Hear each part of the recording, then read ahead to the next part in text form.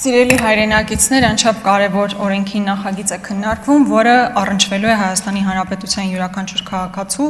բայց պետք է ցավով արձանագրեմ, որ միակ բառը, որ կարող է բնորոշել այս ամբողջ քննարկումներին, անորոշություն բառն է։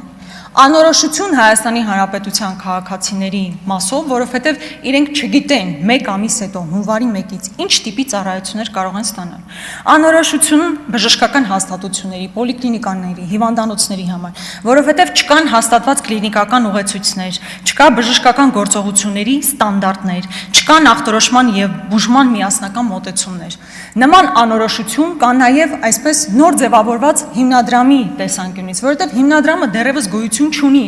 Ձևավորվելու է մի մեծ խոշոր հիմնադրամ, որ վերահսկելու է այս ամբողջ գործընթացը, բայց այդ հիմնադրամը դեռ չկա։ Ուզում եմ հիշեցնել, որ հիմնադրամը հունվարի 1-ից պետք է աշխատի, բայց ան դեռ չկա, կառուցվածքը չկա, գործառույթները չկան, աշխատակարգը, կանոնակարգը գոյություն չունի։ Հետևաբար անորոշություն քաղաքացիների համար, որովհետև չգիտեն ինչ ծառայություններ են ստանալու, անորոշություն բժշկական հաստատությունների համար եւ անորոշություն այն հիմնադրամի կողմից, որ չգիտի թե ինչպես է կառավարելու այս ամբողջ գործընթացը։ Հիմա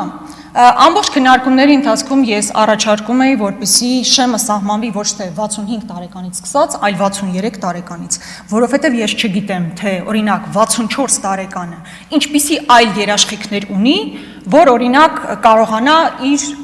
առողջությունը ապահովագրել։ Այսինքն 64 տարեկան եւ 65 տարեկանի միջև տարբերությունը ո՞րն է, որ դուք մտածել եք, որ պետք է 65 տարեկանից սկսած վերցնել։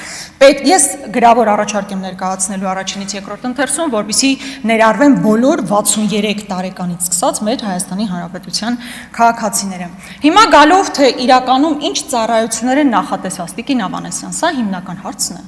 Բայց ես ցավով պետք է արձանագրեմ, որ հերթական անգամ դուք բացի ընդհանրական ձևակերպումներից ավելի հստակեցումներ չեք տալիս։ Օրինակ ես ինձ մոտ ունեմ սոցփաթեթի համար նախատեսված ծառայությունները, իրենց անուններով, դիմացը գրված է գնացուցակը, պայմանական թոքի էխինոկոկի հեռացումը արժե 320,000 դրամ։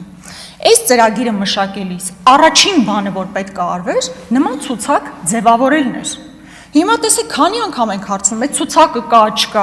Հանձնաժողովի նիստի քննարկման ժամանակ ասում եք աշխատել ենք եւ աշխատում ենք։ Ախր սա առաջին բանն էր, որ պետք է ավարտված լիներ, դրանից հետո ամբողջ գործընթացը շարունակվեր եւ դեռ չկա։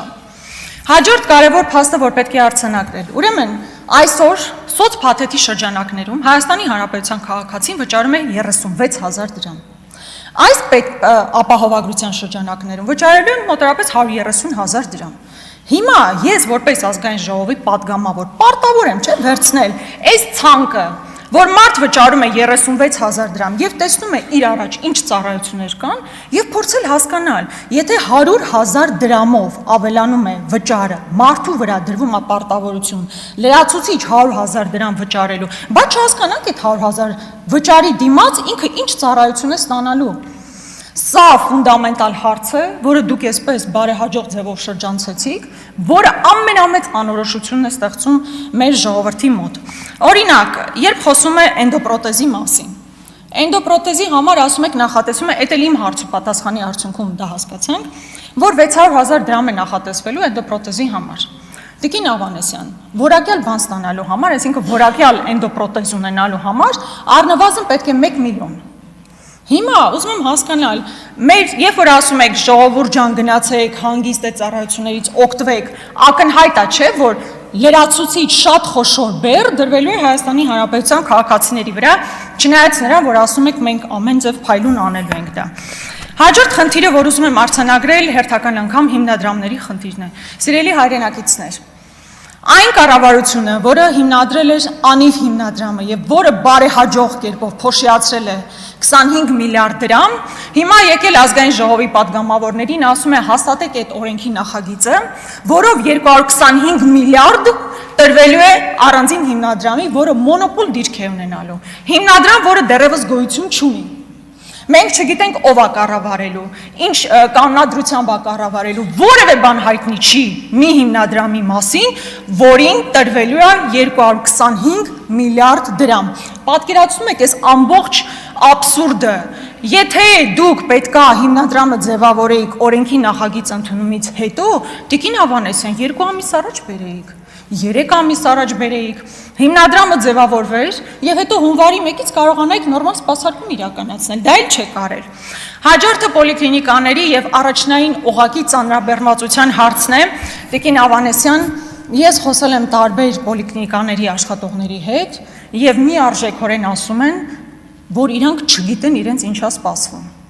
Այն ծավալը, որին իրենք առերեսվելու են հունվարի 1-ից, իրենք նույնիսկ չեն պատկերացնում։ Ինչ եք արել այս ուղղությամբ։ Հերթերը, որպեսզի չլինեն այնքան, ինչքան հիմա են կամ կավելանան։ Բուժքույրերի աշխատավարձերի բարձրացում, վերապատրաստումներ, դա խոշոր ծրագիր է, որ պետք է իրականացվեր, բայց ես ում հետ խոսում եմ, մարդիկ չգիտեն իրենց ինչ է սպասվում։ Կրկնում եմ, միակ բառը, որ բնորոշում է այս ամբողջ գործընթացը, անորոշությունն է։